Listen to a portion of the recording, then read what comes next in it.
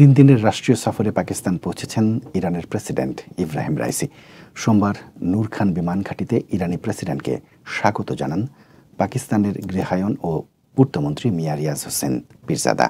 পরে ইরানের প্রেসিডেন্ট ও তার সফর সঙ্গীদের পাকিস্তানের প্রধানমন্ত্রী হাউসে নিয়ে যাওয়া হয়। সেখানে ইরানি প্রেসিডেন্টকে লাল গালিচার সংবর্ধনা দিয়েছে পাকিস্তান। ইরানের প্রেসিডেন্টের সঙ্গে তার স্ত্রী, পররাষ্ট্রমন্ত্রী এবং মন্ত্রিসভার বেশ কয়েকজন সদস্য এবং ঊর্ধ্বতন কর্মকর্তাদের একটি উচ্চ পর্যায়ের প্রতিনিধি দল রয়েছে। সফররত বিশিষ্ট ব্যক্তিদের গার্ড অব অনার দেওয়া হয়।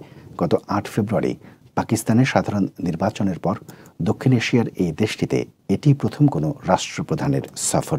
রাইসির পাকিস্তান সফরকালে পাকিস্তান ইরান সম্পর্ককে আরও জোরদার করতে এবং বাণিজ্য, সংযোগ, জ্বালানি, কৃষি এবং জনগণের মধ্যে যোগাযোগ সহ বিভিন্ন ক্ষেত্রে সহযোগিতা বাড়ানোর জন্য আলোচনা হবে।